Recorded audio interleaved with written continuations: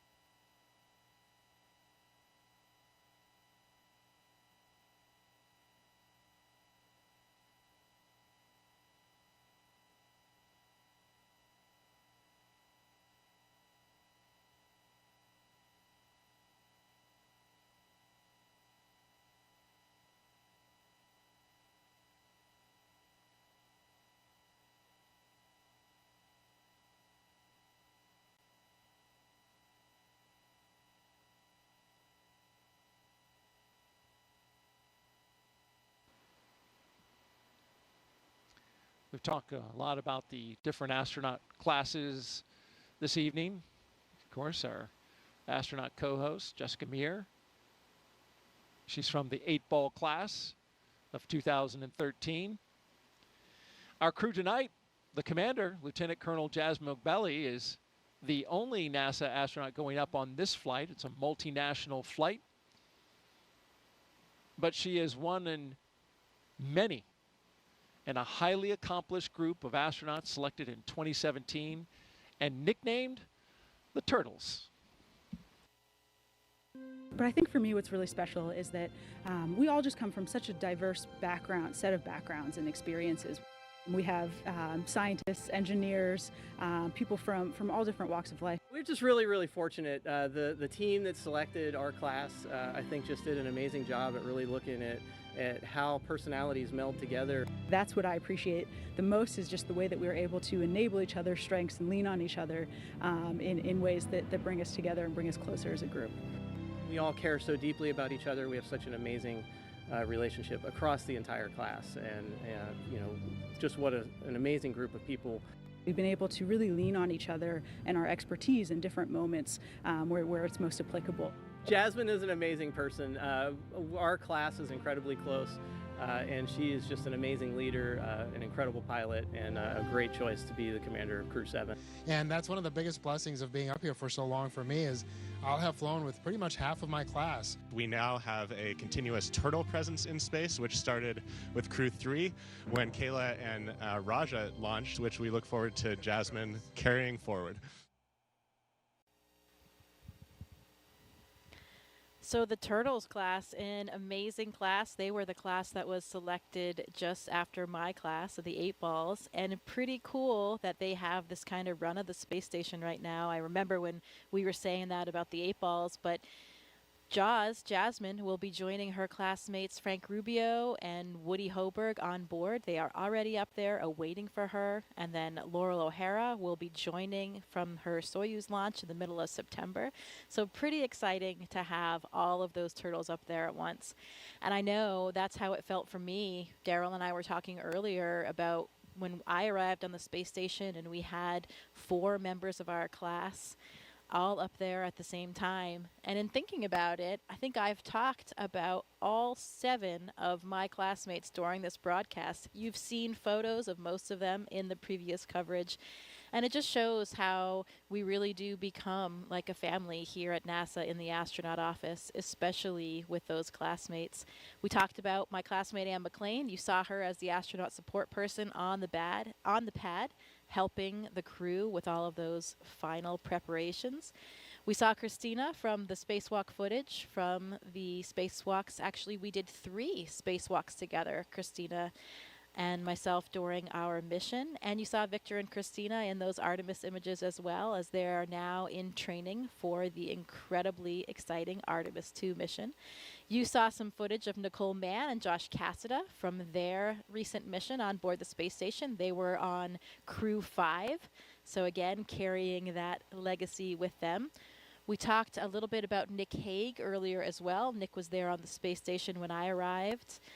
And I talked about Drew Morgan just recently with the Mighty Mouse experiment. Drew was the astronaut that I was up there. Actually, I didn't spend a day in space without Drew. He was there for the entire 7 months of my mission. I was up there for 205 days, so almost 7 months. He was there already when I arrived, so he was up there even longer. He had about a 9-month mission. So there you have it, all members of the class. We've been represented in this broadcast, but it's not about us today. It's about those turtles. So more about them. We are so excited to see Jaws on her way, headed to join her classmates, Frank and Woody, up there. You know, we have right now on the space station the 4 crew members that flew up on Crew-6, of course. That's Woody Hoberg, Steve Bowen, Sultan Al-Nayati, an astronaut from the United Arab Emirates, and also Andrei Fedyaev.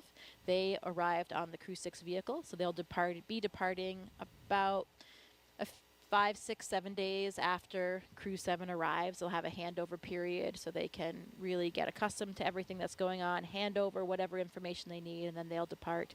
And then we have Frank Rubio and cosmonauts Sergei Prokopyev and Dmitry Petelin. So this crew will be joining the 7 crew members that are already up there until that handover period ends, and then the 4 from Crew-6 will depart. The Soyuz crew is scheduled to land, I think, September 27th. So Frank will finally be returning home from space back here to the U.S. And his mission was extended, so he will have been up there for over a year when he lands. Finally, and he's going to break the record, right? Longest That's continuous stay in space. That's right. It has been an incredible mission for him, but of course everyone is very excited to have him back on the ground as well. And I'm sure he will be just as excited to be back on Earth and be able to visit his friends and family and take a hot shower. Showers are always very welcome when you come back. You know, you do get surprisingly, you feel very clean on board. I was surprised by it, but it's kind of like a sponge bath that we get up there, but you really do feel clean. And part of the reason why is you just don't feel as dirty as in space. You know, not even your clothes are really resting against you when you're in microgravity. Everything's kind of floating. You don't go outside and get sweaty in the hot Florida humidity like us sitting here in these chairs getting a bit hot. You just don't experience that because you're never sitting down. You know, you don't. But you are perspiring, right? You're losing water through the skin. Sure. But it's not sitting there, right? Absolutely. You still have all the same physiological mechanisms going on, but it's a temperature control environment, so you're not really sweating throughout the day aside from when you exercise, and then you do sweat quite a bit. Okay. And it's really cool to see because the water, it doesn't just fall down, doesn't fall off of you like it does here on Earth. It'll kind of accumulate until a force acts upon it. So you might have a ball of sweat kind of growing on your head, for example, if you're Victor Glover, you don't have any hair up there, or Luca Parmitano on my mission. And yeah, it behaves differently until it'll come off in a with a just once dispersing. You have motion imparted onto it. That? Great stuff from NASA astronaut Jessica Meir as we count down 1 hour and 11 minutes until liftoff of Crew-7 from the Kennedy Space Center in Florida. If you're here with us in the area and you want to hear the call-outs live as they happen, you can hook that up on amateur radio.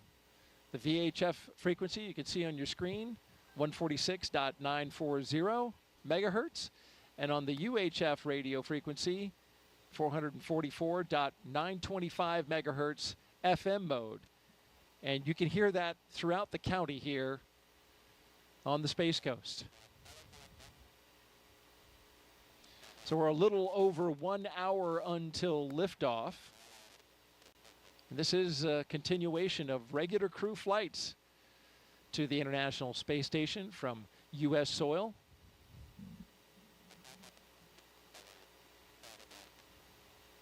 SpaceX's Crew-7 mission will be the company's 8th crewed spaceflight for NASA, following the crewed test flight Demo 2.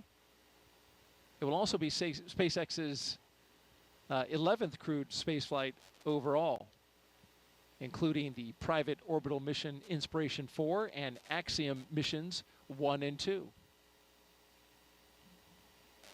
Our crew at the very top in the spacecraft Endurance. It will be the third flight for that Dragon that you see right there on top of the rocket. The Falcon 9 booster, well, that's a brand new one. Booster 1081 M1D on its first flight. and MVAC fuel bleed has started.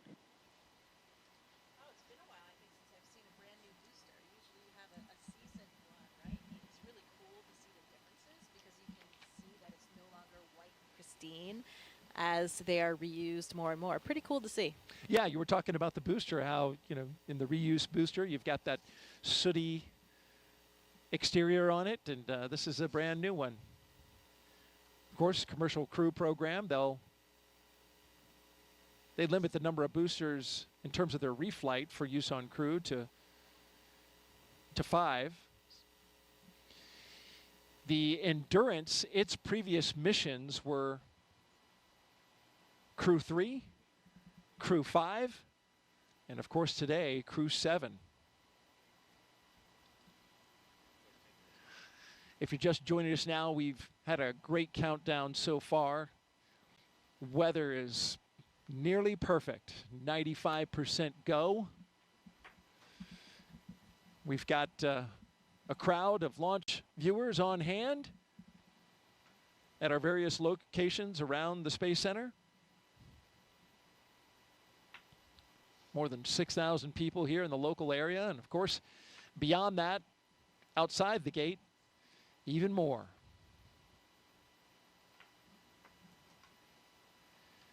Now, we mentioned this, once we get to an hour to go until liftoff, things will start really picking up. We get close to that go, no-go pole that will arm the launch escape system. And then once that's armed and we rotate the crew access arm away, we'll get the propellant loaded into the rocket at T-minus 35 minutes. That crew pole for readiness happens at T-minus 1 hour. And of course, the pole to load the prop is at T-minus 55 minutes.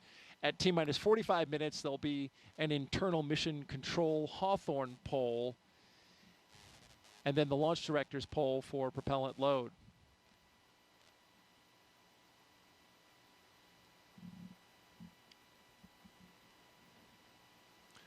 I mentioned the crew access arm. That'll retract when we get to T-minus 40 minutes. And the crew will get the call to close their visors and arm the launch escape system.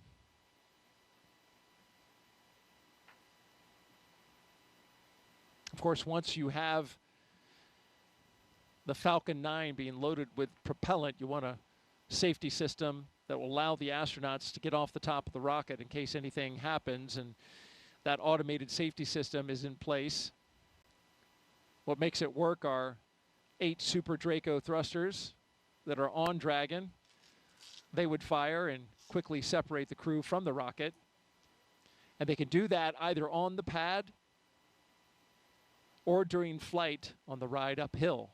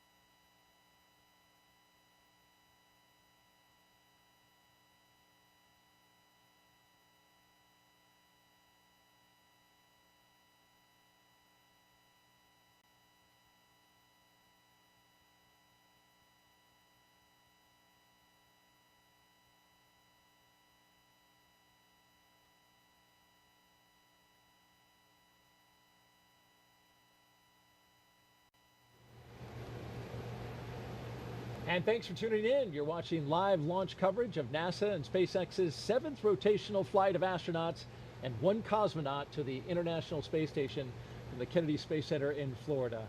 NASA astronaut Jessica Meir has been with us over the past 3 hours, talking about Crew-7 as they have prepared for launch. Also talked a lot about science and a phenomenal number of other fascinating topics. We really appreciate you being here. We're now closing in on T-minus 1 hour until liftoff. And your thoughts on how we've done so far?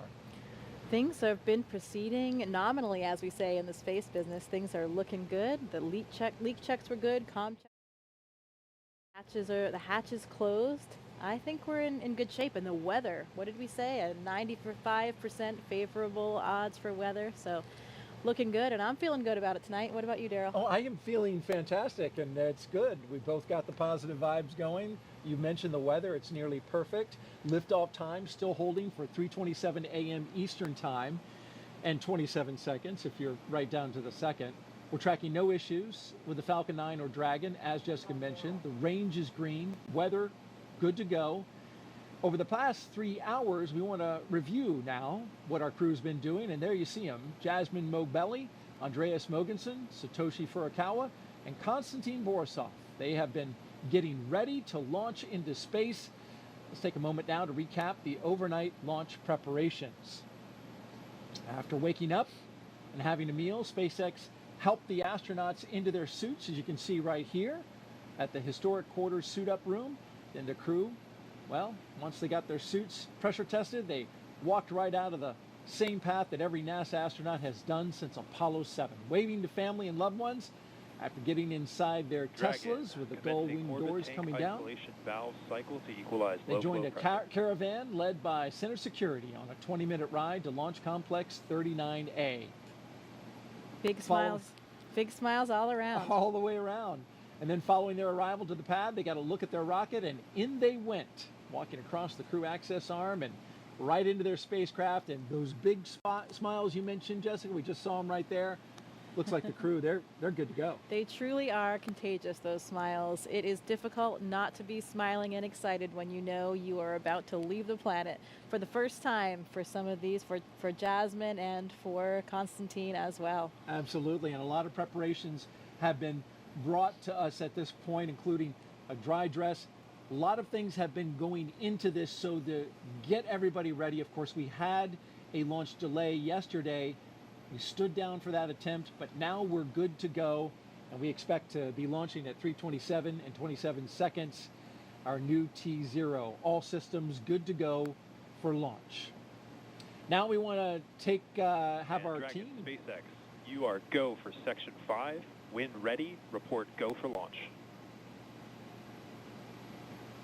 Dragon copies, go for Section 5.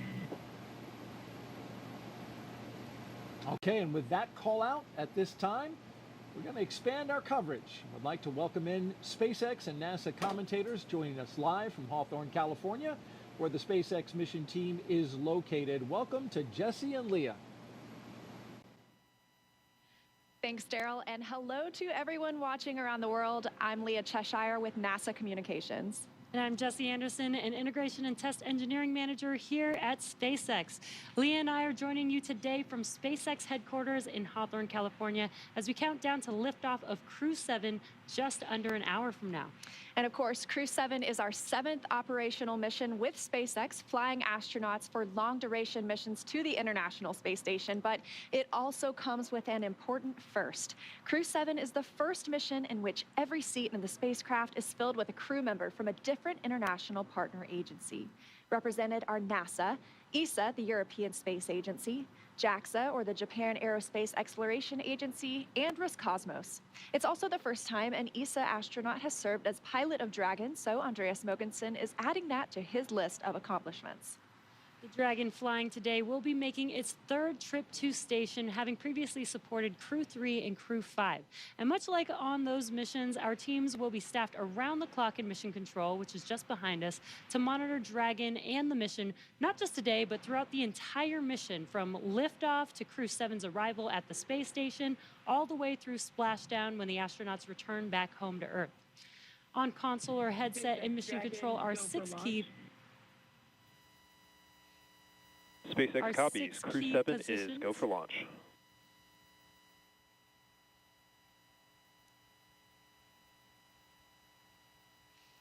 The mission director is in charge of the room and tasked with making real-time decisions to ensure mission success. The person that you may hear talking to the astronauts, which we just heard a few seconds ago, is the Crew Operations and Resources Engineer, who you'll hear us refer to as the core throughout the broadcast. And the 4 additional team members are focused on vehicle systems, including avionics, navigation and control, software, propulsion, life support, and communication with ground support teams. Apart from mission control, our Falcon 9 team is currently located in the Launch and Landing Control Center at Hangar X. With less than an hour until launch, they are settling in for final checkouts, propellant loading, and for launch. And of course, NASA has its own team members at NASA's Mission Control Center in Houston, Texas, who have been preparing the International Space Station for Dragon's arrival. They recently gave their go for launch and confirmed the station is ready to receive Dragon and the new crew. Now, upon liftoff, today's flight to the space station will take almost 30 hours, with Dragon flying autonomously the entire way. And just like autopilot on a commercial aircraft, the crew always has the ability to take manual control of the spacecraft if needed. It continues to be a smooth countdown, and we're looking good for an on-time liftoff. Coming up at T-minus 45 minutes, the team will report their readiness for propellant load with a final go-no-go poll. In the meantime, NASA's Courtney Beasley is going to help us take a closer look at propellant load and launch go-no poll. Go-no-go polls open at 55.80, procedure 1.160. Thanks, Jesse. I'm here in the International Space Station Flight Control Room in Mission Control, Houston. What we have our sights set on today is low Earth orbit, which you'll sometimes hear us refer to as LEO. This is classified as orbits around Earth that are 1,200 miles or lower. There are a lot of satellites in this orbit, including the Hubble telescope, and of course today's destination, the International Space Station. The space station's orbit averages at 260 miles above Earth, but varies based on its apogee or perigee, the highest and lowest points of its orbit. Being that the space station is 260 miles above Earth, crew members are too far away to make things out like cars, people, or buildings, but they can see other landmarks around the world, and the long camera lenses they use help them zoom in on familiar sights of our home planet. NASA astronaut Steve Bowen captured Cape Canaveral on Florida's Atlantic coast earlier this month, near Cape Canaveral Space Force Station and NASA's Kennedy Space Center, where Crew-7 is launching from today. The contrast of the colors between the Indian River and Atlantic Ocean become much more pronounced from space. And here's a beautiful nighttime shot of the city lights of Mecca in the desert valley of western Saudi Arabia, captured by NASA astronaut Woody Hoberg on July 26th. Human presence on Earth becomes much easier to see at night. And this final image was captured by NASA astronaut Frank Rubio of Vadima Lake, one of the largest in Argentina, on May 7th. Each of these images are taken from the vantage point of the International Space Station that orbits roughly 260 miles above Earth. Satellites collect imagery of Earth too, of course, but the International Space Station is unique in seeing these viewing opportunities because astronauts and cosmonauts can tell scientists on the ground what they're observing and what stands out in real time. We can't wait to see what Crew-7 captures, but for now, we'll send it back to Hawthorne. Jesse and Leah. SpaceX's ultimate mission is to make life multiplanetary. To get us there, we've been developing a fully and rapidly reusable transportation system called Starship, the most powerful launch vehicle system ever developed and designed to carry passengers and cargo to Earth orbit, the moon, and planetary destinations like Mars. In fact, earlier today, the team completed a successful static fire of our Super Heavy Booster 9, an exciting step towards our next Starship flight test. But you have to learn to walk before you can run, or should I say fly. And our learning started with Dragon, designed from the beginning to transport both people and cargo to space. The Dragon hanging from the ceiling behind us was initially flown to certify SpaceX for cargo missions to the space station.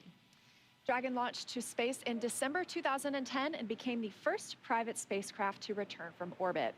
2 years later, Dragon became the first commercial spacecraft to deliver cargo to and from the space station, and in 2020, as we remember well, became the first private crewed spacecraft to reach the International Space Station.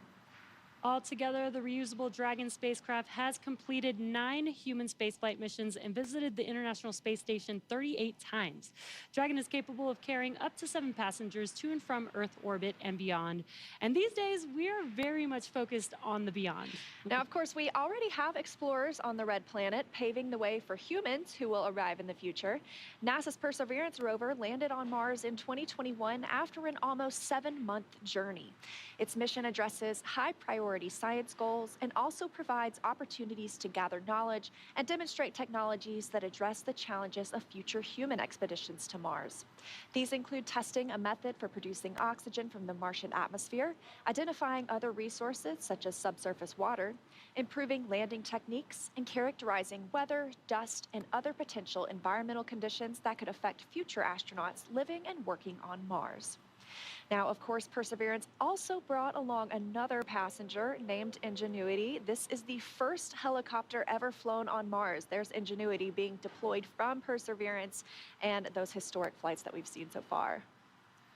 When the time comes for human explorers, they'll have to take everything with them for a surface mission. Building bases or even cities on Mars will require huge amounts of cargo and eventually crew. So we're designing Starship from the beginning to carry hundreds of tons of cargo into space and be able to be refueled in orbit. Before Mars, Starship will play a key role in the exploration of the moon. SpaceX is providing the lunar lander, which will return astronauts to the lunar surface for the first time in 50 years under NASA's Artemis missions. With the ability to deliver cargo and people to the lunar surface, we'll be ready to help humanity build a sustainable presence on the moon and learn how to live off-world before the next step to Mars. Today, however, we are going a little closer to home, and the work we're doing on the space station also paves the way to Mars, but it takes place in low Earth orbit. As Courtney mentioned, the area includes any spacecraft that orbits at or less than 1,200 miles from our home planet. That's pretty close in comparison to our moon, which is almost 240,000 miles away, and is referred to as deep space. Deep space missions like future missions to Mars will challenge us like no spaceflight journey has before when we start looking to send humans millions of miles away from home. Long-duration missions on the space station, just like Crew-7, directly inform how we'll plan to support the first humans bound for the Red Planet on missions that could last months or even years. So we really look forward to those human missions to Mars. And right now we're paving the way with today's exciting mission, plus through Artemis launches to the moon. For now, I'll send it back to Daryl and Jessica at KSC. Thank you very much, Leah and Jesse. And to keep our astronauts safe while on missions to the moon and Mars, NASA is working to understand the long-term effects of living in space. Earlier, NASA's Jasmin Moghbeli caught up with NASA's Chief Deputy Science Officer for our Human Research Program. One of the investigations launching on Crew-7 is nicknamed CIPHER, and it will study the physiological and psychological changes in up to 30 astronauts. Joining us now to talk more about it is Kristen Faub from Johnson Space Center. So Kristen, tell me about your title and the 14 different investigations that make up CIPHER. Yes, I am the Deputy Chief Scientist at the Human Research Program, and 14 research studies, all wrapped into one research complement called CIPHER. What we want to do is study the impact of microgravity on bone, exercise, vision, behavioral health, and not only as individual elements, but how they all interconnect together. And not only do we want to study that, but we also want to understand the impact duration has on the human body and microgravity. This is going to be really important information for us for the Artemis missions and for Mars. Right, Kristen, and on that note, we have been studying in low Earth orbit for over 20 years now. So how is CIPHER adding into that? Yes, 20 years, and we've learned a lot about the changes that happens in the human body in space. Plus, we also have learned a lot about the twin study that happened a few years back. So CIPHER is just a build on top of all of that knowledge that we've gained so far, plus all of the technology that we have today, and data analysis. It's a great time to start CIPHER. It really is. And after the launch of Crew-7, how soon can we expect to get the data back from CIPHER? Well, once we start getting data, we'll start processing it, and then when we start to understand some of these observations and findings over hopefully these 30 crew, it's going to take time because 30 crew, it's going to be a lot of information. But once we start to find some interesting observations, we'll let you know. Absolutely. It will be well worth the wait. Thank you so much for being here tonight, Kristen. It's my pleasure. Back to you. All right, thank you, Jasmine and Kristen. We're going to turn it over now to Hawthorne, California, and check in with our team at SpaceX headquarters for an update on the launch progression. How are we doing? Thanks, Daryl. I'm Ronnie Foreman, a commercial sales manager here at SpaceX. We are coming up on just about 46 minutes until launch, and our teams are carefully moving through the process to lift off. A lot of preparations have brought us to this point today, including a dry dress rehearsal and static fire earlier this week. For those of you following along, you'll also know that we stood down from yesterday's launch attempt for additional data reviews. But for now, all systems are looking good for launch. So next up, our launch director will check in with the team for readiness, both for prop load and for launch. The 7 SpaceX responsible engineers, often called REs, indicate that they are go by voting electronically. The launch director will also check in with the Dragon mission director, or MD, on the nets, and NASA launch manager to make sure that they are ready to move forward as well. And as Jesse mentioned earlier, the Falcon and Dragon launch teams, as well as key NASA launch members, are in the Launch and Landing Control Center at Hangar X in Florida. On screen, you have that incredible view of the Dragon spacecraft with the crew access arm still in the service position. The crew right now is on board Dragon, waiting to get the green light to stow the crew arm for launch and arm the launch escape system. Great shot of our astronauts there. Once the launch director gives the go-ahead, we should get a good view of the access arm as it swings away from the capsule. The range continues to be go for launch, monitoring the clearance area surrounding our launch pad, as well as the air and sea space along the flight corridor. And at Kennedy Space Center, weather is looking good for launch. If you're joining us on the ground in Florida, you know it's just about 82 degrees outside with light ground winds. Overall, we are looking good for launch in just about 45 minutes with a 5% chance of weather violation.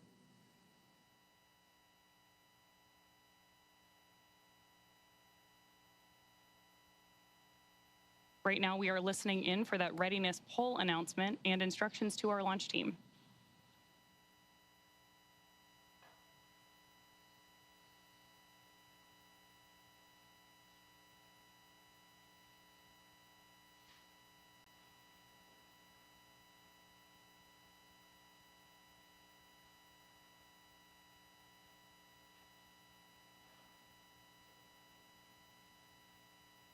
Again, this poll is going to be the go or no-go to move forward with propellant loading for today.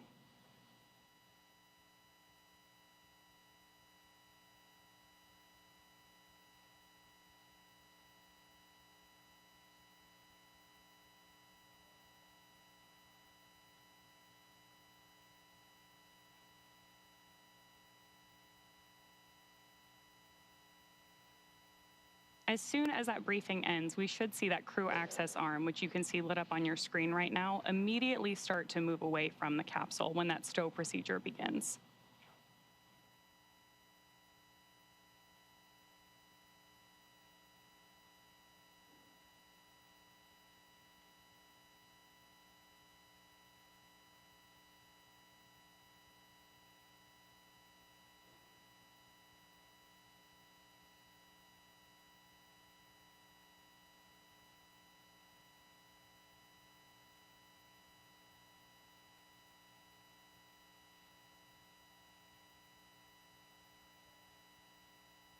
Coming up on just 43 minutes to launch.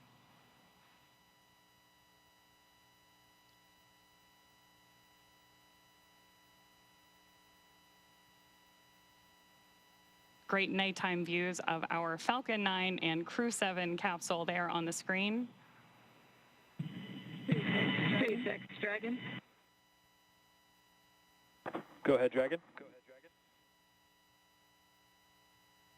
We didn't hear the poll for prop load and launch readiness. We're just giving a call.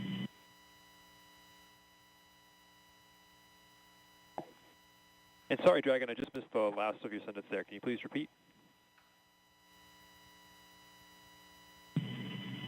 Yeah, from Dragon, we just polling is hear complete. the poll for The prop. joint NASA and SpaceX teams have pulled go for LES arm, propellant load, and launch. For all operators in MCCX and Hangar X, both control rooms go into lockdown in T-minus 45 minutes and will remain in that state until the launch escape system is disarmed. All operators are to remain at their console, maintain a sterile cockpit until MD confirms successful disarming the launch escape system following orbit insertion or propellant offload in the event of a scrub. For non-urgent, no-go conditions, brief the CE or LD and they will approve aborting the countdown. For urgent issues affecting the safety of the operation, operators shall call hold on the countdown net. Launch control will abort the launch audio sequence immediately and proceed into launch abort. At T-minus 10 seconds, launch control will be hands-off and relying on automated abort criteria for the remainder of the count. Operators advise the launch director whether structural breakup or fire is imminent or occurring per Dragon manual escape flight rules. Launch control at this time, you may proceed with arming the crew arm for movement. Copy, proceeding to arm crew arm for movement. And with that, we are moving forward toward launch. Propellant loading will begin in just over 5 minutes, but in the meantime, let's check back in with Daryl and Jessica. All right, thank you very much, Ronnie. Crew access arm retraction started. We now have crew access arm retraction. So if you look in your screen, you can see there the crew access arm moving away from the Dragon. Another great shot of it there, articulating away. It takes about 90 seconds to 2 minutes to move away, and this is a critical milestone, Jessica, as that arm moves away, because now that means if the astronauts needed to get off that rocket for whatever reason, they could either bring the arm back quickly, and it can move, as I understand it, a lot faster than it's moving now in the case of an emergency egress, or they would move forward and arm the launch escape system. That hasn't been armed yet. So this is the moving and stowing of the crew access arm so that we can clear that away from the rocket and get ready to lift off.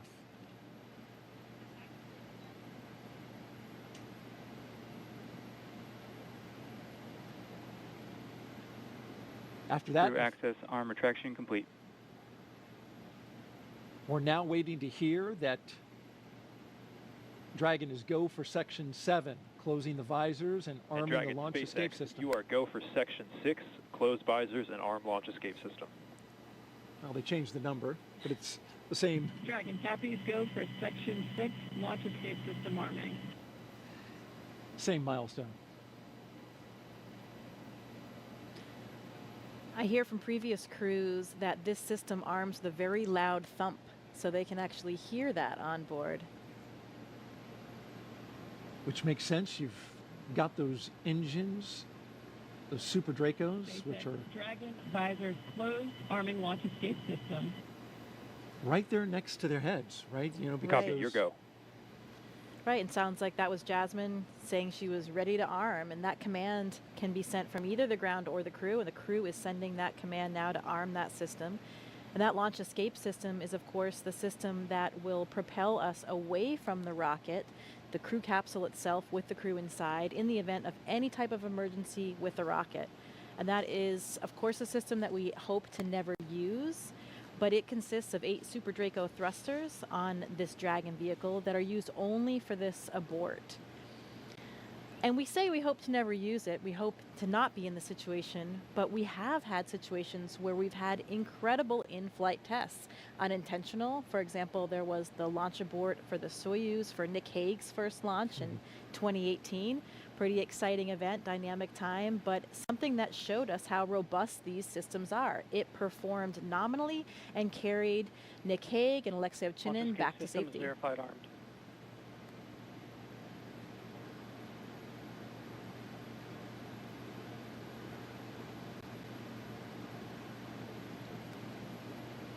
we got the verification of the launch escape system now armed. You mentioned Nick Hague. As I understand it, he counts himself having gone to space twice. That's right, or at least 1.5. But this system is now active. They do that 2 minutes before loading of the prop, since that, of course, then does present a more risky situation with that prop on board, and it will stay armed all the way through orbital insertion.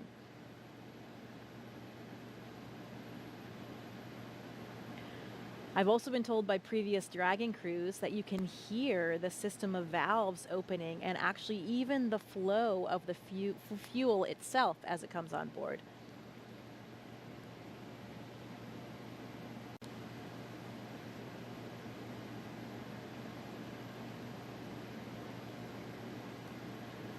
The scenarios in which the launch escape system would be used. F9 tanks venting for prop load in 10 seconds. Expect loud venting. There they are warning them about that, exactly what you just mentioned, giving them a heads up that they'll be hearing those sounds. Yeah, Victor Glover was telling me it's a very noticeable process. You can hear the opening and closing of the valves, and there are these low hums and kind of a fluttering sound as that super cold liquid oxygen and kerosene fill those large propellant tanks, first on the first stage and then on the second stage. Must be pretty exciting to be hearing those noises, knowing what that means and how much closer you're getting to liftoff. This is pretty unique in the launch industry, right? Where the astronauts are inside the Dragon, inside their spacecraft, as it's being loaded with propellants. That's correct.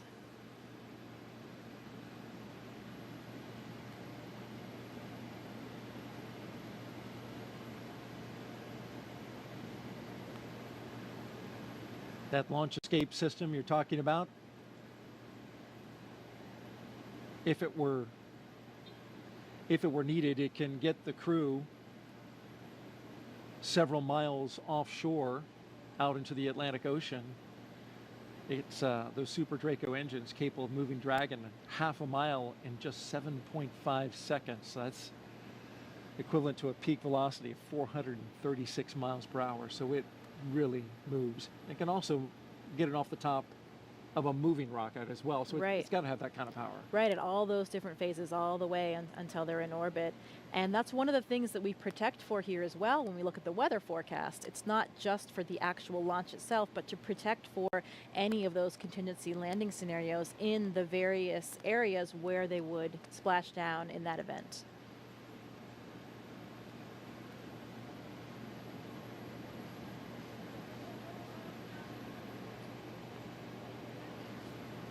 Propellant load has started.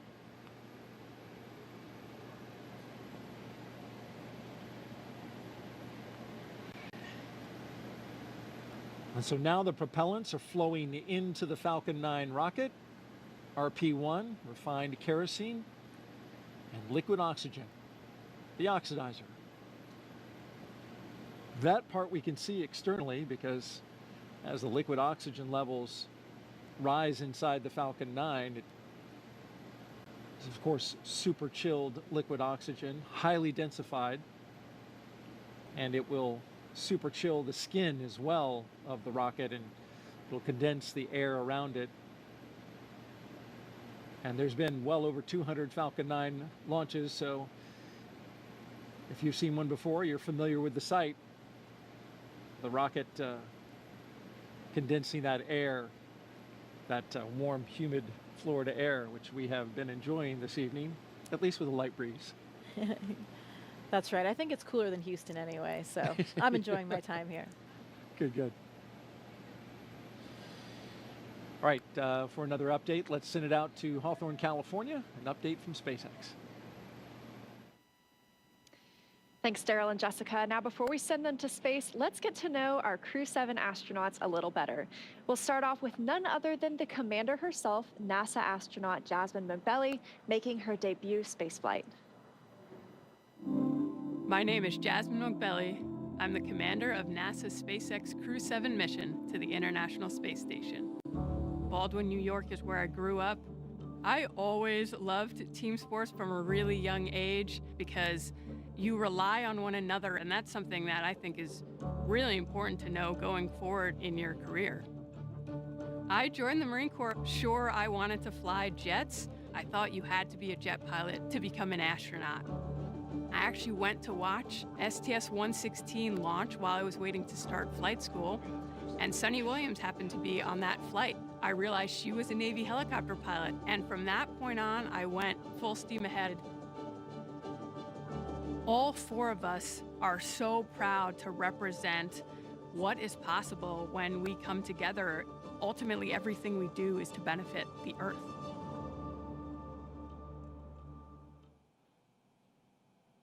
Right next to Jasmin in Dragon Endurance is Andreas Mogensen, today's pilot representing the European Space Agency and making his second trip to low Earth orbit. My name's Andreas Mogensen, and I'm the pilot of NASA's SpaceX Crew-7 mission to the International Space Station. I was born in Copenhagen, Denmark.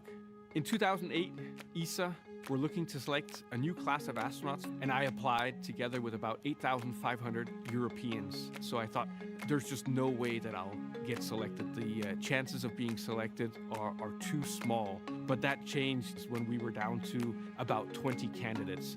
My first mission to the International Space Station was on a short 10-day mission. I had to hit the ground running as soon as I arrived on board, and as soon as I landed back on the Earth, I knew that I wanted to go back to the space station. I'm especially proud of the fact that our Crew-7 mission has 4 different astronauts from 4 different countries and 4 different agencies.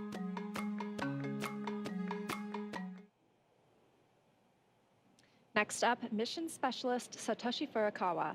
This JAXA astronaut is no stranger to the space station after spending 165 days in orbit as part of expeditions 28 and 29 in 2011.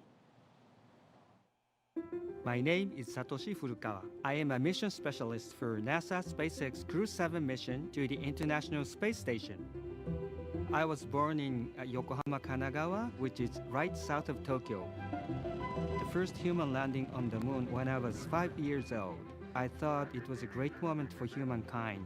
I had a longing for space from my childhood. The moment I was selected as a Japanese astronaut candidate, you are hired, you are selected. It was the happiest moment in my life.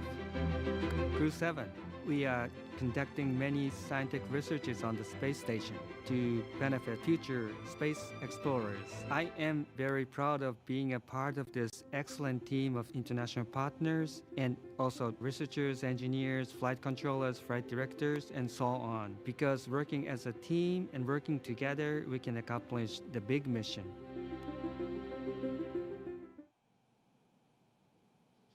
Rounding out our fully international crew is Roscosmos cosmonaut Konstantin Borisov. He was selected to the Cosmonaut Corps in 2018 and today marks his first flight to the orbiting laboratory. My name is Konstantin Borisov, and I'm a mission specialist for NASA's SpaceX Crew-7 mission to the International Space Station. For those who ask what a spaceflight is, I would say that we have 3 big jobs on the space station. First job is experiments. Second job is take care of the station, doing the maintenance, repair what's broken, storing things, restoring things, cleaning up. And the third big topic is actually taking care of your body, because in weightlessness you cannot help but train. I think many people don't understand that technology advancement which we have had during the last 50 years mainly comes from space exploration. People get very comfortable with using their phone, and we have very fast computers, and space motivates us to create those advancements. I want to take part in it, and I want to put my small stone into this pavement which leads us to the new asteroids, to the new planets, and to the new systems.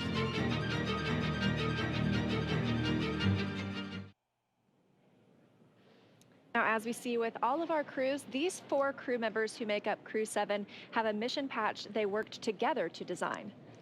The first thing that you notice is the white dragon on top of the Earth, its neck craned into the number 7 for Crew-7. Its tail curves upwards towards a golden star, and they say that symbolizes our ascent towards the stars and the pioneering spirit needed to propel us further into space. The blue, white, and red on the tail are the common colors in the flags of all 4 nations flying on this mission. Now we are less than 30 minutes to launch, so let's check back in with Daryl and Jessica at KSC, where the countdown continues. All right, thank you very much. Everything going well with the countdown so far. A little over a mile and a half from the launch pad we're going from today, this morning, 39A, is 39B, where the mobile launcher is back out on the pad right now, going through testing for the Artemis II crewed mission to the moon late next year. Here's more about Artemis in our Moon Minute.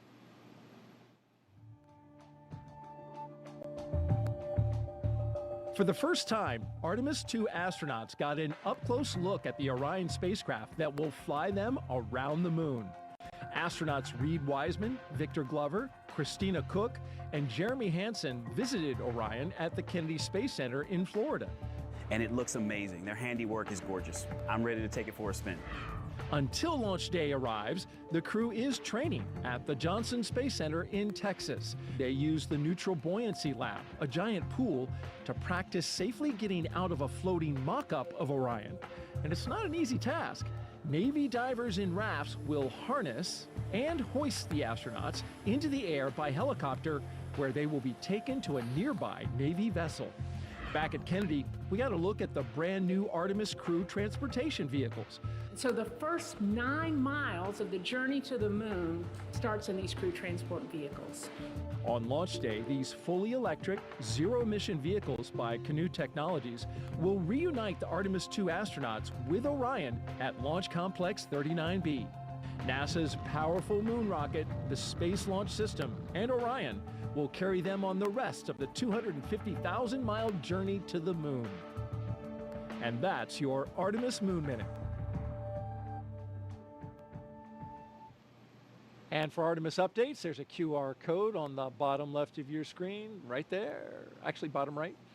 You can visit, you can use your cell phone to scan it, or you can visit the website at nasa.gov/Artemis2. Earlier this evening, our own NASA's Jasmin Hopkins caught up with NASA Administrator Bill Nelson, who is here watching the launch from SpaceX's firing room. Administrator Nelson, today marks a first for NASA, the first time in a single launch that each astronaut represents a different space agency. So we have NASA, ESA, JAXA, and Roscosmos. What do you make of this diverse crew? Well, it's a sign of our times. We are an international program. For example, we're going back to the moon in order to go to Mars. It's going to be an international mission that will launch with an international crew. So too, tonight's launch is entirely an international crew, save for the commander, Jasmin, an American astronaut. And so here we go. Now, isn't it interesting that what space does in our NASA program, it unifies us. It brings people together. And this is so true with what we're seeing tonight. Right, and Administrator, you recently visited South America, and later on this year you're planning to visit India as well. Why is it so important for NASA to foster these international partnerships? They are delighted, indeed, eager to learn more about NASA and to partner with NASA. And so that's what we find when we go to another country. It's usually the president that wants to see us. And for example, in this South American trip, we talked to the president of Brazil and Colombia about what NASA can provide in the way of information from our satellites to help them protect the Amazon rainforest from being destroyed, which is a high agenda item for those countries. Indeed, it's a high agenda item for the entire world. I'm going to India. India is one that we want to have a close relationship with. We've already been doing things such as science experiments with India. We've got a major science program going that will be Earth observing with India next January. But now we're going to train and fly an Indian astronaut. So it is happening as we speak, and the United States has been the beneficiary of it. Absolutely. Administrator Nelson, thank you so much. Back to you. As we continue to count down, let's take a closer look at the vehicles that will be taking Crew-7 to the International Space Station today. Starting from the very top of the vehicle is the Dragon spacecraft. In total, there are 16 Draco thrusters Dragon can use in space to help navigate the spacecraft to its destination, each providing 90 pounds of force. That doesn't include the 8 Super Draco thrusters used for an abort, which are no longer active once the crew is in orbit. And just wanted to note, one thing that we did miss just a moment ago was a call to the crew. There was a sensor issue that they are tracking. However, they are just continuing with the count, continuing to monitor it. And so we are continuing to discuss what we have in front of us, which is Dragon. Together, the Dragon spacecraft and its trunk stand over 26 feet tall. There are 2 windows on the spacecraft, plus 1 under the nose cone. The nose cone opens shortly after launch to expose the forward bulkhead thrusters and docking mechanism that will connect with the space station. Dragon's trunk holds solar cells, which power Dragon while it's in free flight. The trunk can also carry unpressurized cargo, and on some cargo resupply missions, we use Dragon's trunk to deliver the new solar arrays that are being installed on the space station. As always, Dragon will be delivered to orbit today by SpaceX's Falcon 9 rocket, which provides 1.7 million pounds of thrust on its first stage, thanks to its 9 Merlin M1D engines. Once the first and second stages separate, these engines are also used to help land the first stage. The first stage will perform 3 burns today as it makes its way back down to Earth. First is the boost back burn, where 3 of the M1D engines will reignite to help flip the first stage around to head back to the launch site. The second burn is the entry burn. That's where a single engine will reignite and shut down to help slow Falcon 9 down as it prepares to re-enter the Earth's atmosphere. And then finally, the landing burn. That'll be where 3 engines will slow down the rocket enough to perform a precision landing back down on landing zone 1. Meanwhile, the second stage continues to orbit, powered by 1 single Merlin vacuum engine with over 220,000 pounds of thrust. The second stage will secure Dragon's entry into low Earth orbit before separating, leaving Dragon to continue its journey to the space station on its own thrusters. About 40 seconds after separation, Dragon's nose cone deploy sequence will begin, exposing its guidance navigation controls that help Dragon autonomously fly to the space station. With T0 coming up in just about 20 minutes, our teams at the Cape in Hangar X are doing a series of system checks to ensure Dragon and Falcon 9 are ready. Let's check in with Ronnie for a quick status update. How's it going, Ronnie? Thanks, Jesse. We are still looking good for an on-time launch just over 20 minutes from now, and we'll keep monitoring all the vehicle systems. There we heard the call out for RP1 load complete on stage 2. So that means we are, of course, getting closer to liftoff. Both Dragon and Falcon 9 continue to be healthy, and we're not tracking any major issues at this time. Right now, we're continuing to prep the vehicle for flight, and propellant loading began at T-minus 35 minutes. We also heard the call out a few minutes ago that the launch escape system is now armed. The range, which is monitoring keep-out zones and among other key flight requirements, also continues to report no issues, and they are go to support launch tonight. Weather also looks good, and we are still tracking just a 5% chance of violation at our T0 time. But as a reminder, today we have an instantaneous launch window, driven by the orbital mechanics constraints of 2 spacecraft meeting in orbit. Fun fact, the technical term for that meeting is called a rendezvous. So at this point, if we hear a hold for any reason, we will have to stand down tonight because of that instantaneous launch window, and instead target our backup opportunity, which is tomorrow at 3:04 a.m. Eastern Time. But for now, with all systems go, let's turn it back over to Courtney for a status update from Houston.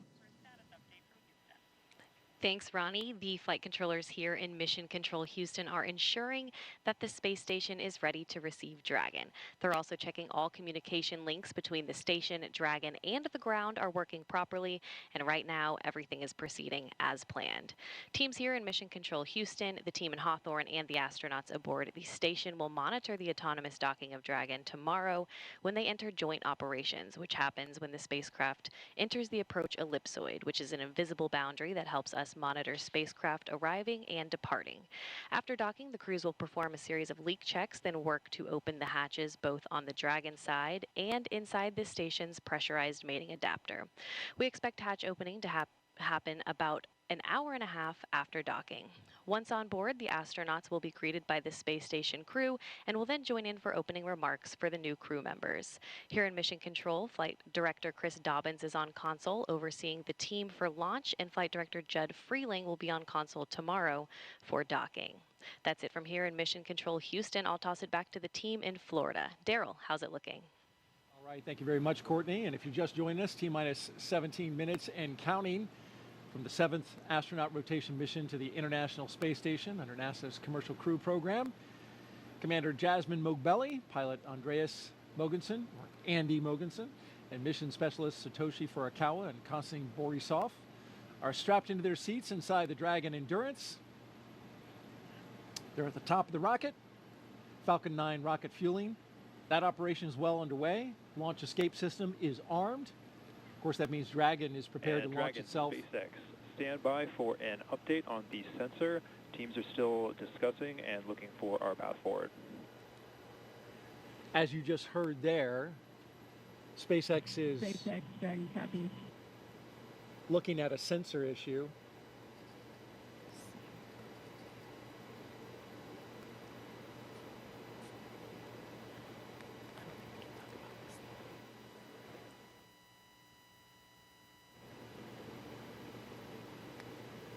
And so trying to determine if the sensor is giving good data, good reading, or if...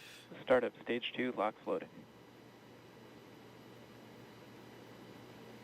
If they're looking at something else, of course, we'll keep close tabs on that. In the meantime, propellant load continues. I think sometimes you have hits on sensors for other reasons. We want to make sure that we are getting an accurate reading of what's happening with the system they're looking at. Probably trying to decide if it's a real signal or if it's a hit from some other reason.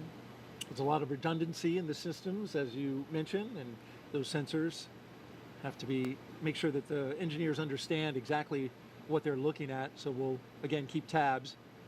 In the meantime, here's a little bit about Crew-7. Lieutenant Colonel Jasmin Moghbeli, a military helicopter test pilot. There she is. She hails from Long Island, New York. She's a mother to 2 twin girls, and she is the mission commander. This is pilot Andy Mogensen's second trip to space station. His first was as the flight engineer for the ESA IRIS mission in 2015. Mission specialist Satoshi Furukawa's interest in space began when he was 5 years old and he saw the Apollo 11 moon landing on TV. And mission specialist Konstantin Borisov was selected to be a cosmonaut in 2018, and this will be his first trip to space.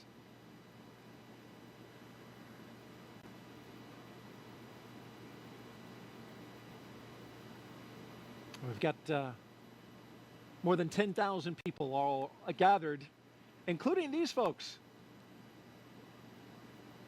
Some special students. Those kids are, I shouldn't call them kids, they're students, right? College students. They're part of the First Nations launch, and they're giving us a big wave from the Banana Creek viewing location.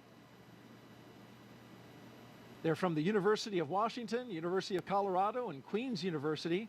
They're visiting as part of NASA's First Nations launch, an Artemis Student Challenge, where they design, build, and launch their own high-powered rockets. And those students that you saw there in the stands, they were the grand prize winners. So welcome and enjoy the launch. T-minus 14 minutes and counting. Awaiting Crew-7 are 7 crew members at their destination at the International Space Station. I caught up with 3 of them as they were zipping around the Earth. Hey, Daryl, good morning. Well, good morning to you, Frank, Stephen, and Woody. Okay, minutes away from liftoff. You're inside the spacecraft. What's it like? The rocket is a living, breathing machine. We fuel the Falcon 9 rocket on the pad while the crew is on board. I expected that my heart would be racing, but actually it was just so much like training that I felt quite calm. Well, I'm sure calm will give way to excitement, right, when Crew-7 comes aboard. What do you think that'll be like? More than anything, it's your friends coming up to station, right? And so you get to hug and greet your friends that you haven't seen for several months. And it's always just a really fun reunion. You know, they're coming on board. They're going to live on board. It's really exciting to greet them as new friends and crewmates. Well, those new friends and crewmates, will you have any advice for them when they come on board, like things to do, things not to do? The awesome thing is that we have an amazing ground team that catches all of it and keeps us honest and keeps us out of trouble.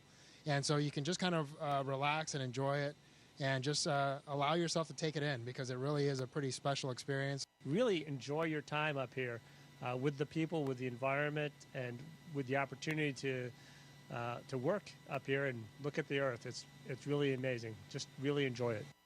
All right, speaking of enjoyment, Do you have a fun way to confirm that you're in space, something you can do?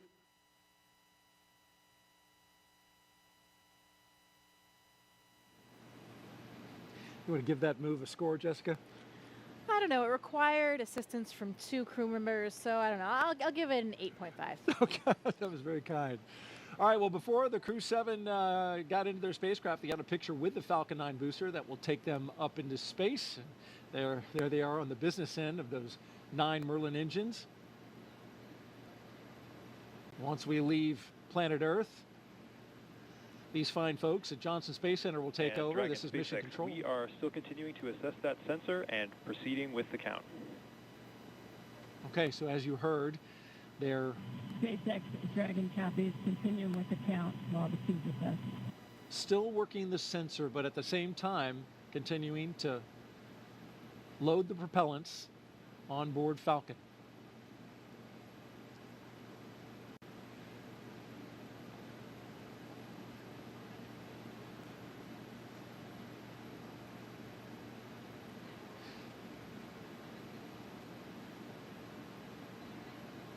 So Jessica, as we count down these last few minutes, you've got the launch team. They're taking a look at a sensor and some of the readings there. At the same time, we're proceeding forward, and they're communicating with the astronauts inside. And so as we get down to these final minutes, any thoughts? This is an exciting time for the crew. You know, they're probably running through some checklists of their own right now. They may be pretty busy in there, going through those same things that they've done in their simulations so many times before. But I bet it's getting pretty real right now, and hearing those calls about the sensor probably raises a few questions as well, but I know the ground will keep them informed as we go. 10 minutes, it's getting very close. Indeed it is. And tracking everything are Leah and Ronnie at SpaceX headquarters in Hawthorne, California. Will take us through the rest of the count. Thanks, Daryl. Our next major countdown event will be at the T-minus 10-minute mark, so coming up here, And when the Dragon Falcon SpaceX, 9 launch stand by for display configuration. There we go ahead and have the Dragon astronauts are standing by for display configuration, which will let them know that we are even closer to liftoff. The launch commit criteria that we're waiting to hear that call out for are specific thresholds and pieces of information about the entire Falcon 9 system needed to make sure that the rocket is healthy. Of course, we do have many systems in place to ensure that the rocket and crew are both safe leading up to liftoff and during flight.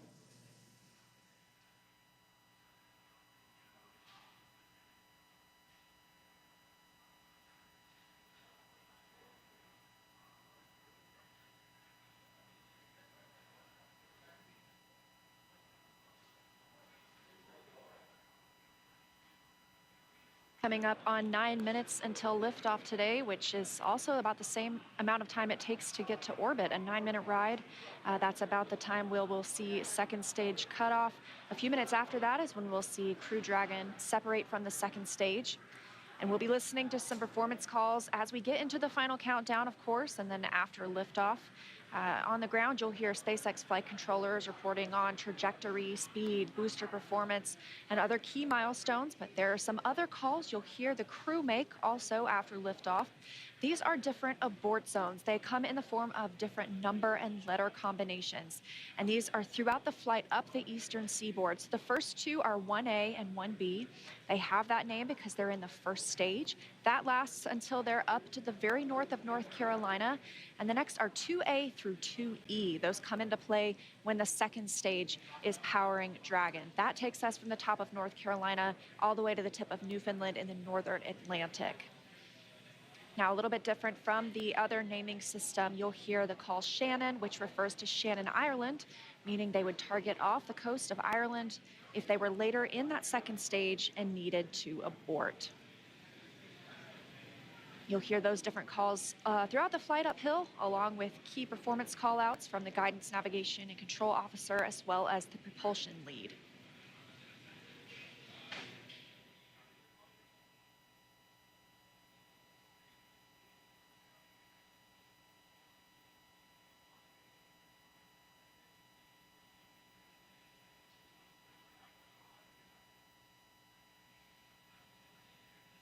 One of the next callouts that we're listening for is the announcement that Stage 1 engine chill has started.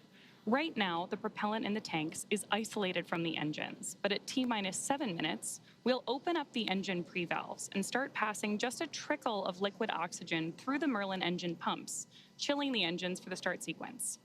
We do this because the super chilled and densified liquid oxygen is really cold, and we use that small amount of LOX to basically prepare the engine hardware. There's the call out for engine chill. So now we're basically preparing that engine hardware to flow all of the LOX and propellant into it during flight. Next up, we should hear the call out for Stage 1 RP1 load completion. And Dragon SpaceX, stand by for final go, but please confirm crew displays are configured for launch. SpaceX Dragon, crew displays are configured for launch. All right, we heard their crew displays. Those 3 screens from which they can monitor the mission are configured for launch. Stage 1, RP1 load is complete.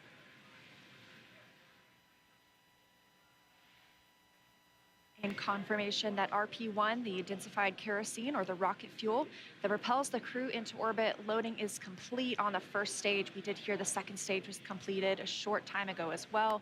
Now T-minus 6 minutes until launch. We are still loading liquid oxygen on the first and second stages. This is the oxidizer we need to combine with the densified kerosene that just finished loading.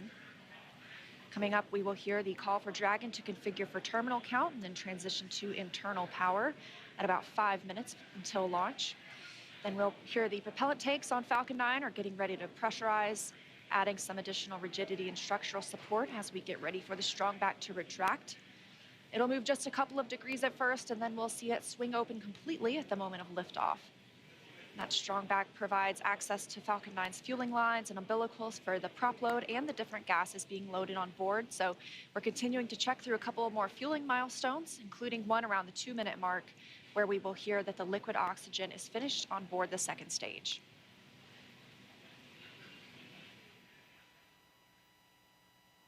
Dragon is configured for terminal count, and Dragon's on internal power. Falcon tanks are pressurizing for strong back recheck.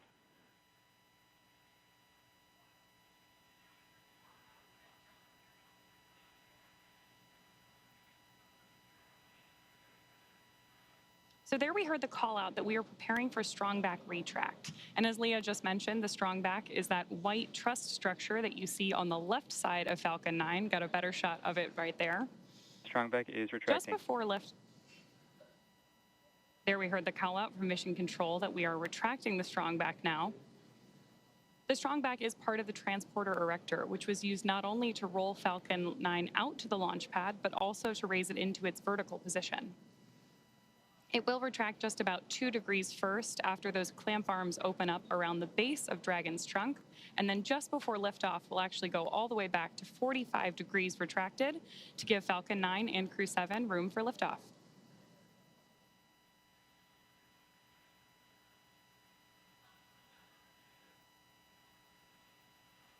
Now under 4 minutes until launch.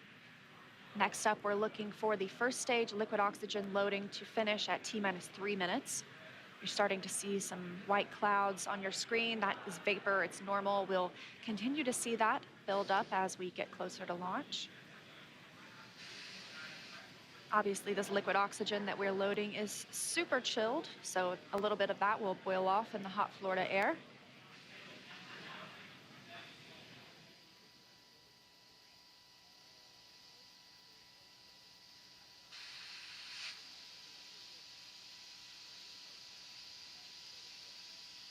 Stage 1 LOX loading is complete. Great view of Crew-7 there inside of the Dragon spacecraft, awaiting liftoff just under 3 minutes from now.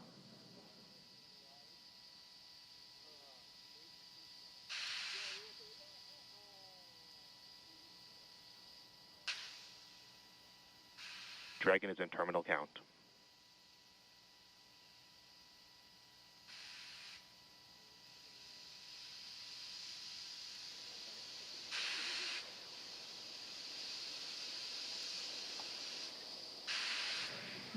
Now about 2 minutes and 30 seconds until launch. Next milestone, we're looking up for stage 2 LOX load to complete. Additionally, shortly after that, we'll hear gas closeout begin, isolating the feed lines from the different gas systems for the Falcon 9 rocket. Those will get vented overboard through the umbilicals and the strong back itself.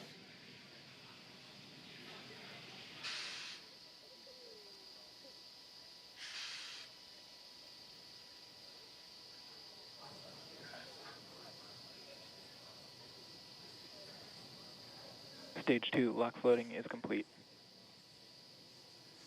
Dragon is in auto idle.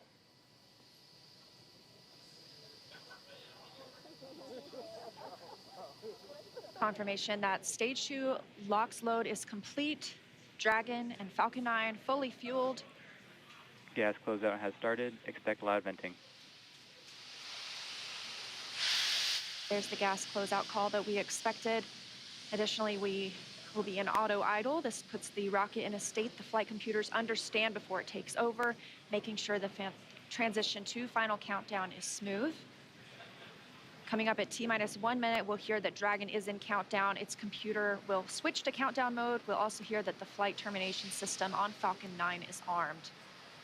Falcon 9 is in startup. Dragon's in terminal count.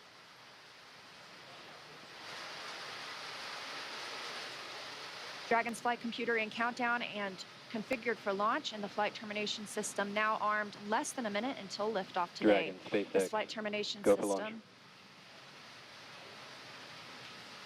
Dragon copy, go for launch. You heard it, Crew-7 getting the go for launch, just 30 seconds away for an on-time launch. At the time of liftoff today, the space station will be flying 260 miles over southeastern Iraq. T-minus 15.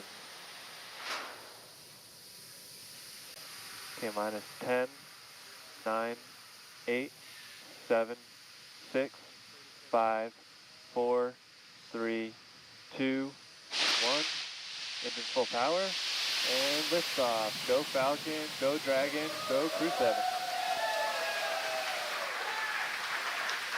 Endurance ascends, an international crew destined for the International Space Station. Stage 1 That's propulsion is 1.7 nominal. million. Good calls from the propulsion officers here. Propulsion's nominal. 1.7 million pounds of thrust on Falcon 9, taking Crew-7 to the International Space Station, now traveling almost 300 miles per hour.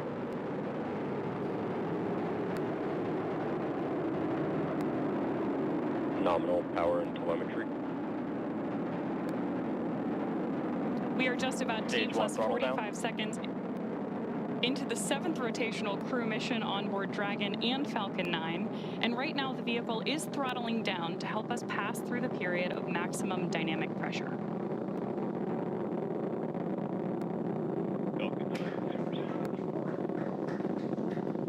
There's the call out that Crew-7 is now moving faster than the speed of sound. Max Q. Stage 1 throttle up. Confirmation we have moved through max Q and are throttling back up. Copy, 1 Bravo. Heard that call from Jasmin on Crew-7, as well as confirmation from the ground. The call out for 1 Bravo means we are in the second and final abort mode for the first MVAC stage, chill is continuing to underway. get good performance. We've got engine chill on the second stage MVAC engine. We will then be looking for MECO, or main engine cutoff, where the 9 engines on the first stage will cut off ahead of the first and second stages, separating. Then the single Merlin vacuum engine on the second stage will ignite. We are now coming up on 2 minutes into the flight, the spacecraft traveling over 2,000 miles per hour. Really incredible nighttime views of Falcon 9 and Crew-7 on your screen right now. So as Leah just mentioned, we are keeping an eye on a couple of critical flight milestones coming up back to back here. Stage 1 throttle Those down. are going to be MECO, so main engine cutoff now that we're throttling down stage 1, followed by stage separation and second stage ignition. Main engine cutoff. Stage separation confirmed. Copy, 2 Alpha. MVAC ignition.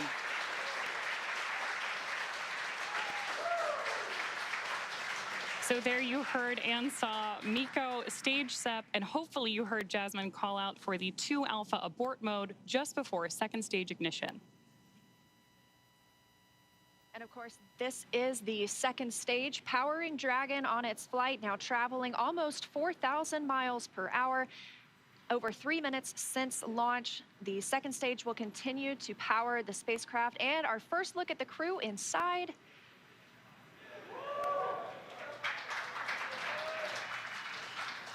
We'll be standing by for SECO. That's the next major milestone for this second stage engine. That comes shortly before 9 minutes into the flight, so we've still got some time on this engine.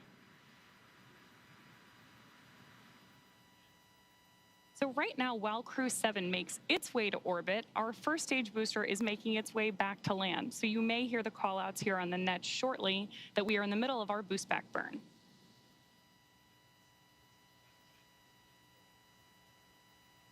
Right now, stage 1 is coasting. Dragon, SpaceX, trajectory nominal. Good call-outs there that Dragon is on the right track. And confirmation from Commander Jasmin Moghbeli.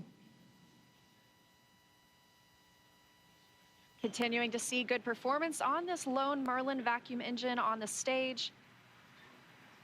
Also, as we've heard, nominal trajectory. That's the guidance, navigation, and control officer here at SpaceX stating that we are on the correct path. Dragon's pointed in the right direction. The second stage continues firing until, like we mentioned, second stage engine cutoff at about 8 minutes and 50 seconds into the flight. Right now, we are 4 minutes and 30 seconds since our on-time liftoff, now traveling at 5,000 miles per hour. This single Merlin vacuum engine can provide over 220,000 pounds of thrust in the vacuum of space, doing its job to take our crew to the International Space Station today. Dragon, SpaceX, trajectory nominal. More good news from Mission Control. Acquisition of signal, Bermuda.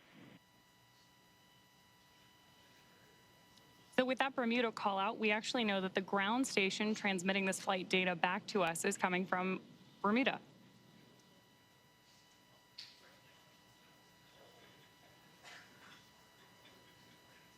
The crew is currently pulling a little more than 1 G as the second stage engine continues to propel their flight. Continuing to hear good calls to the crew, now 5 minutes and 30 seconds into the flight, traveling at 6,400 miles per hour. Again, we will continue to see this second stage fire for about 3 more minutes. Shortly after second stage engine cutoff, we will see it separate from Dragon, which will continue its journey.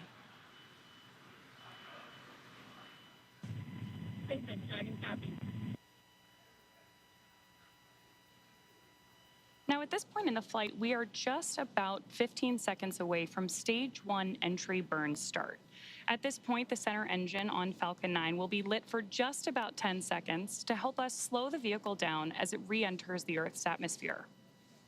That's not the only thing helping us on re-entry, though. The first stage sees high drag on re-entry, which scrubs roughly 70% of the velocity by the time the landing burn begins, which you just had great views of on the left-hand side of your screen. Florida Space Coast beginning to come into view in the background. All while Crew-7, of course, on the right-hand side of your screen, lit up by that MVAC engine, continues on its way to orbit.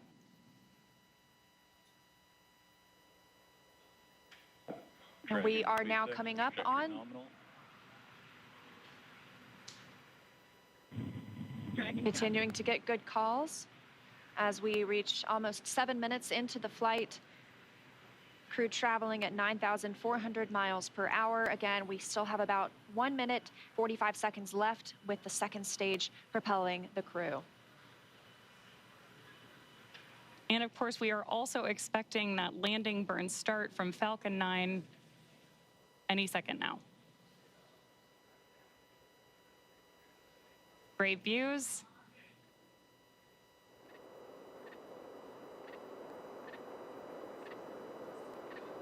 Stage 2, F2 GPS as saved.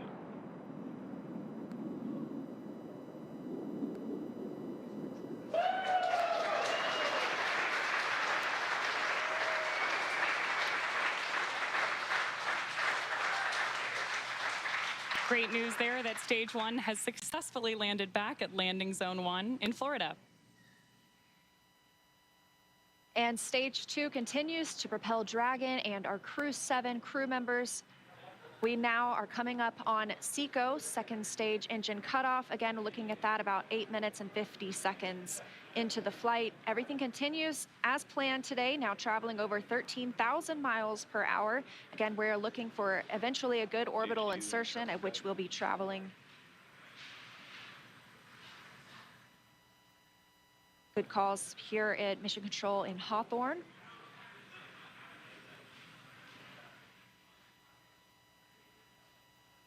And we are standing by for second stage engine cutoff. Copy, Shannon. Heard that call for Shannon. That is the call out for Shannon, Ireland, the final abort zone.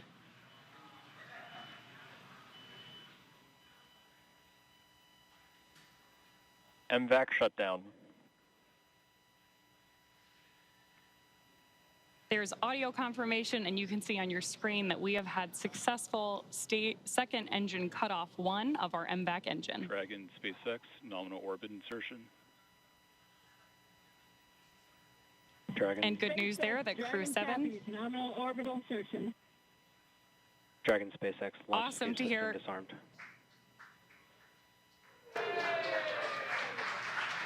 Fantastic.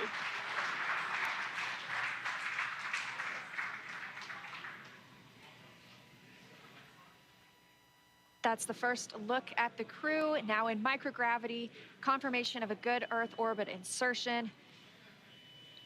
We are now coming up on 10 minutes into the flight. Of course, we saw second stage engine cutoff, and you're actually getting a look at their zero-G indicator there.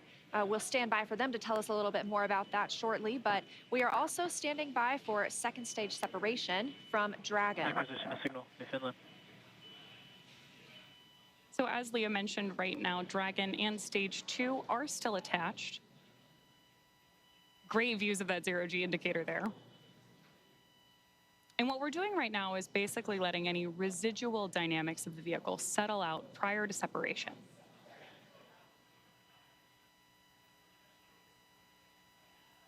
We are expecting that separation event in probably about 90 seconds. Crew looks like they're having a great time up in space, too. And as we stand by for that separation, shortly thereafter, we'll be looking for the nose cone to begin deploying. That command will be sent, and we'll see it open shortly after. We'll need the nose cone to open to expose those forward bulkhead thrusters, as well as the docking mechanism with which they will use to link up with the International Space Station. After their ride, it's almost 30 hours long.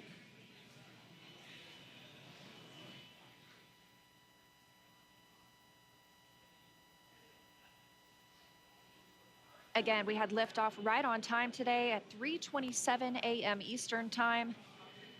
The crew making a smooth journey into orbit. It's now been 11 minutes, 20 seconds since that liftoff. We had confirmation of good orbital insertion, and we are standing by for second stage separation from Dragon.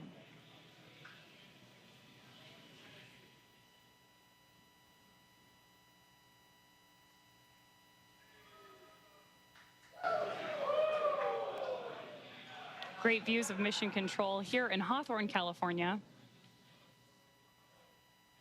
And the SpaceX team standing in the background, standing by for Dragon separation.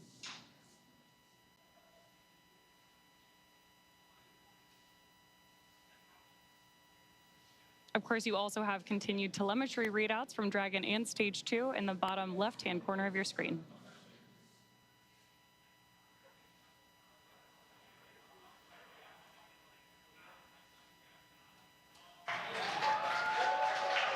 Dragon separation confirmed. Crew-7, on behalf of the Falcon team, I'd like to welcome you to orbit, and we hope you enjoyed the ride on Falcon 9. Space travel is difficult, even though you make it look easy, so thank you for trusting us to get you up there. It's not a bad way to spend a day in the office. Stand by for words from the launch director. Hello, Crew-7. This is Launch Director here on Countdown. On behalf of the entire SpaceX Launch and Recovery team, I'm honored to welcome Dragon's first ever all-international crew to orbit. Счастливого пути, Gotor, Iterashai. Godspeed, Crew-7. Cheers. SpaceX, thanks for the ride. It was awesome. On behalf of Andy, Satoshi, Koshi, and I, we'd like to thank the multitude of people who've led us to this unique moment. We may have 4 crew members on board from 4 different nations, Denmark, Japan, Russia, and the USA, but we're a united team with a common mission. We hope the work we do serves to benefit our beautiful home planet and those on it. As you said, human spaceflight requires an unparalleled level of vigilance and rigor, and we thank all those who prepared not only us, but also this truly impressive spacecraft for flight. Finally, to our families, carry the greater burden of our choice to explore. Thank you. Go Crew-7. Awesome ride. Really incredibly moving words from Commander Jasmin Moghbeli now that she and her international team are up in space. That is going to end our coverage from Hawthorne until we pick back up with our docking coverage, like Leah mentioned, just about 30 hours from now. But for now, I'm going to hand it back over to Daryl and Jessica at Kennedy Space Center to wrap up our launch coverage tonight. All right, thank you very much, and great job. And Jessica, what a launch. It was spectacular. Like we said, those night launches are something to see. You see all those bright lights. You see those little nitrogen pulses when that first stage is coming back down. Spectacular. Phenomenal roar, the thunder, you could feel it in your chest. And then, of course, the booster came back and landed, and that was some extra pop. Pretty impressive all around. Sights, sounds, and even those feelings. That's new, of course, to Crew, to NASA. Crew is bringing the booster back. NASA decided they have a lot of prop margin, propellant that is, and so they burn the first stage a little less and the second stage a little more, and allows them to bring the first stage back and back to land, which is good to see. And so you saw the zero-G indicator floating around. Tell us what it was. I did. Well, that, Daryl, was a 3-toed sloth. Important distinction, not a 2-toed sloth. Oh, really? Yeah, so apparently this is one of Andy's kids' favorite animals. And as a family, they were even fortunate enough to see one in the wild in Costa Rica last Christmas when they were on vacation. So it was all kind of fate leading up to this, I think. How about that? This is Andy Mogensen. Andy Mogensen, the pilot. That's correct. That's right. And I guess his family calls him the slowest person in the world. So another reason why this 3-toed sloth had such meaning for all of them. Well, that actual sloth in the capsule looked like it was moving slow as well, but he's got an excuse. You know, we have a saying in space, and it's often true. Yeah. Slow is smooth, smooth is fast. And when you rush too much, especially in space, doing a spacewalk or anything that you're doing, you get in trouble. So slow is smooth, and smooth is fast. Wise words from our veteran space flyer, Jessica Meir, sorry. It's early. Hey, we got some social questions. Let's take a few. You do mind? Absolutely. All right. Well, let's look on our screen here, and here we've got one that says, come Sunday morning. Beautiful shot right there, though, of the spacecraft looking out the back. Boy, that is high-resolution image. Come Sunday morning, Earth Eastern Time, what are the first few tasks the crew will do, and how will they best acclimate and get dialed into their mission? Well, when we wake up in the morning on board the space station, we open up our computer and we have a plan that lays out our entire schedule for the day, whether it's scientific experiments, hardware, maintenance, whatever it is that you need to get done. I know what this crew will be doing. One of the first things they do, of course, is a safety briefing. So we want to make sure that they have all of the information they need in case they had any kind of situation on the space station where maybe they needed an emergency breathing mask or a fire extinguisher, anything like that. Safety first at NASA, and that's the first thing that we do when you arrive on board the space station as well. The veteran crew that is up there will take them through that, show them where everything is, talk through some of the main messages, and then they'll have a longer session usually the next day or later that week. They'll get into their crew quarters. Usually your crewmates will do a favor for you and unpack some of your things so you don't have to do all that when you get there. You arrive to your crew quarters and already have some of the things that you need out, maybe even some pictures from home. When I arrived, my crewmates had really taken great care of me. They had decorated my crew quarters. Oh. I had pictures of my friends and family. Everything was all laid out, and that really made it a nice, smooth transition, because those first few moments in space, especially when you've never been there before as a rookie, you're not quite that graceful yet. You know, you don't have your space wings quite yet, and you're getting used to just moving around and being in that three-dimensional microgravity environment. And so you're talking about, you know, getting used to the environment up there, and having a little something from home is important too. You took up a flight kit. These astronauts all have a flight kit. You, in fact, brought a few things that you took up into space. What were a couple of the more meaningful ones that you took? I did. You know, we often pictures of family and friends, like we've talked about before, or things that represent places we've been and worked. I brought up a picture of my wedding photo of my parents. Unfortunately, my father had passed away before I went to space, so I wanted to have a piece of him up there with me. I brought up some things to represent other things along the way. My home state of Maine. I had a university flag with me from my undergraduate university. Yeah. Sometimes we bring up presents for each other because we're up there for birthdays or holidays. Drew Morgan, my crewmate, brought us these harmonicas. Nice harmonica. And briefly, let's look at the screen here. We can see that the nose cone is deploying, and we have confirmation of it deploying.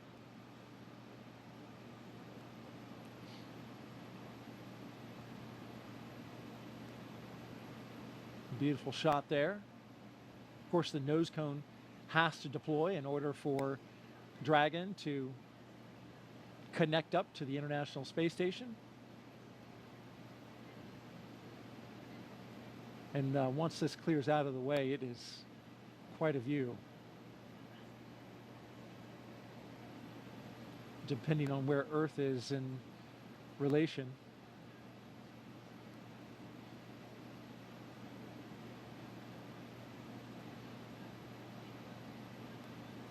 Okay, looks like we're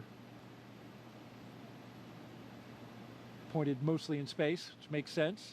Sometimes you get an Earth view. There's a lot of space in space. There certainly is indeed. And then what else? Oh, you got something special. Well, my one item that I brought that was my personal kind of selfish item that wasn't for anybody else was my panda. This is Pandemonium. Oh, I've had him since I was 5 years old. Pandemonium. So he made his way to space with me as well, and we saw a lot of stuffed animals floating with these zero-G indicators. We saw that three-toed sloth, but Pandemonium was up there floating in all of his glory as well. And, you know, these are all just things that remind us of home and really help us share the mission with everybody back home. All of these places and things that have meant something to us along the way, because we did not get there alone. We got there with the support of so many people that helped us. And this mission is for everyone. It's really for all of humankind. So hopefully they can all share in. Absolutely, and thank you for sharing your flight kit with us. This is especially, I mean, this is a 40-year-old tour. 41 now, yeah. He's been around the block. He just said he wants to go back to space. He does want to go, but we all want to go back to space. So hopefully he'll have another opportunity. We just got confirmation that nose cone is fully deployed, and so Dragon is on its way to the International Space Station. Now, a member of Crew-7 will kick off a major study that will give us a comprehensive look at how the human body is affected by time and space. Let's bring in now NASA's Jasmin Hopkins for more. As we saw this morning, the Commercial Crew program launches astronauts from American soil, and this enables NASA's human research on the International Space Station. Joining us now to talk more about that is Kurt Costello, ISS Chief Program Scientist. Thank you for joining us, Kurt. Thanks, Jasmine. It's great to be here this morning. We are glad to have you here. So how does the Commercial Crew program better enable NASA's human research? So the Commercial Crew program has enabled us to launch again from U.S. soil. And what that means is a lot of our sensitive science that needs to be loaded within the last few hours before we launch can now be quickly transported from our labs here at KSC to the vehicle on the launch pad. So this enables us a late load capability that allows us to get our samples, critical samples, onto the vehicles. And the Commercial Crew Program has also enabled us to launch more frequently and regularly. So a lot of our sensitive investigations that need specific timing for when we get those samples to the space station and then back down are enabled by that program. That is great, Kurt. And can you tell us a little bit more about the new human research investigation going to be part of Crew-7? Sure. I think you're referring to CIPHER, and CIPHER is not just one investigation, but 14 in one. And what it's really setting out to do is to help us understand whether we have risks from my wife. to humans being in space I'm always for longer than 6 the months. last to leave the house whenever we're going anywhere. Personally, I think it's with good reason. But they say I'm the slowest person alive, which is also why it's a 3-toed sloth, not a 2-toed sloth, because apparently that would be too fast for me. So welcome to space, Sasha the sloth.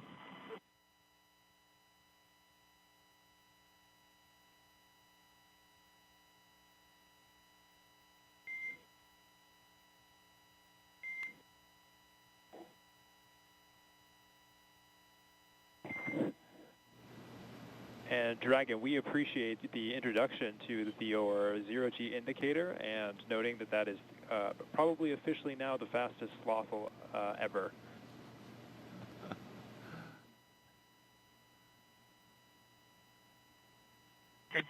This is Satoshi.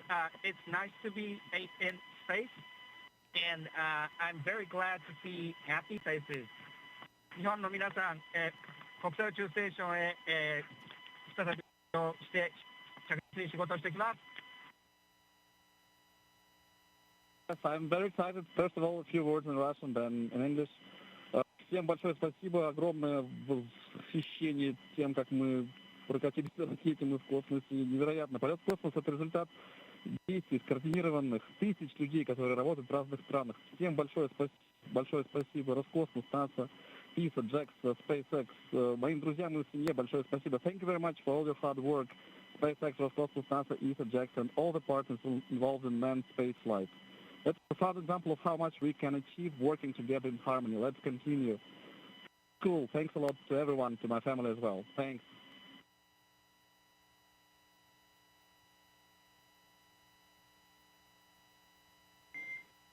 SpaceX copies all. Thank you for the kind words. And Jaws, if you are ready to copy, I do have some upcoming words on the phase burn.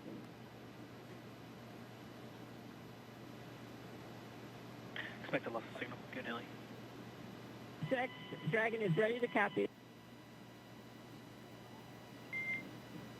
Okay, wanted to give you an update that we are going to be losing TDRS for voice comms for about 15, that's approximately 15 minutes, which is going to include that upcoming phase burn per your displays.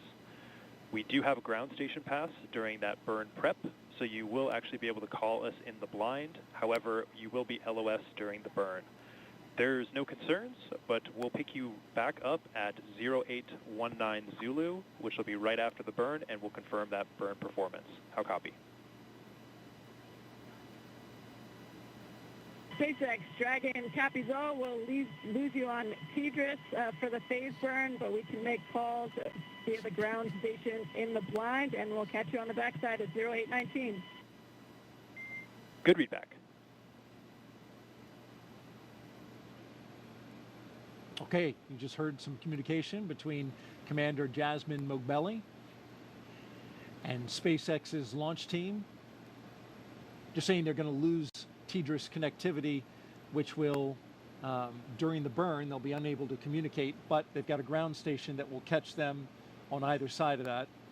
So communication will be established before and after the burn. Earlier, we heard some words from Andy Mogensen. Of course, you told us that that was a sloth.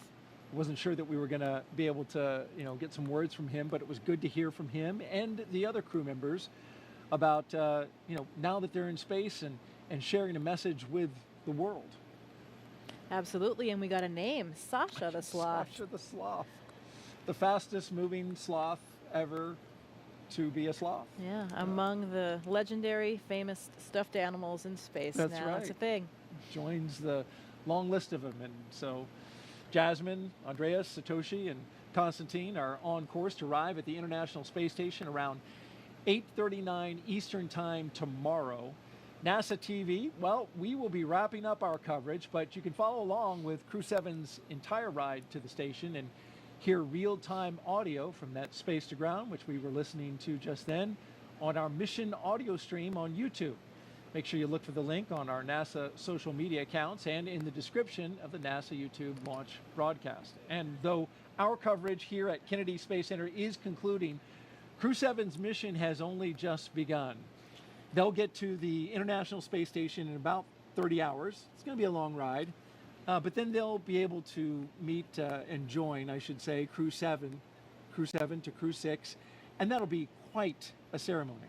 Absolutely. You know, these first missions, these first moments in space are absolutely unforgettable. I'll never forget that. Feeling weightlessness for the first time. You're still strapped in your seat, but everything starts lifting up, your arms, your pencils, anything that was on the floor, the zero-G indicator, everything. And I remember looking across at my crewmate, just sharing those moments and those smiles. I know how happy that crew is right now. I am so excited for them and their mission. It will take a little while, 30 hours, like you said, to get to space station, but they are in space right now, and I know they're enjoying every minute.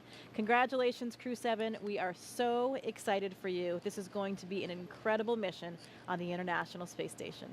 Great words, Jessica. Appreciate those. And Crew-6 will be coming back down in about a week. They'll have a roughly 5-day handover, and then they'll return. Next up for us is our post-launch news conference scheduled at 5 a.m. Eastern Time on NASA TV. And of course, we'll have live joint coverage of docking and the Crew-7 welcome ceremony starting tomorrow at 6:45 a.m. Eastern Time on NASA TV, as well as SpaceX's YouTube channel. You can find mission updates on X, at NASA, at SpaceX, and on the web at nasa.gov, including, again, the link to that mission audio stream if you want to stick around with Crew-7 and be with them on their entire journey. Well, before we sign off from Kennedy, I want to thank Jessica Meir for being here on the launch broadcast and sharing your incredible experiences and all your insight, answering the questions, bringing pandemonium and showing them off. Thank you so much. We really appreciate having an astronaut, and especially you today on Crew-7 to share this with us. Well, it is absolutely my pleasure. Any good day when a rocket ignites is a great day for astronauts all around the planet. So we wouldn't miss out on it for the world. Very happy to be here and excited to share this moment with all of you. Thanks so much. And a huge thanks as well to all of our guests for joining us today, but most importantly, thank all of you for watching. For everyone here at NASA and SpaceX, have a great morning and keep looking up. We leave you now with a look back at highlights from suit up to liftoff.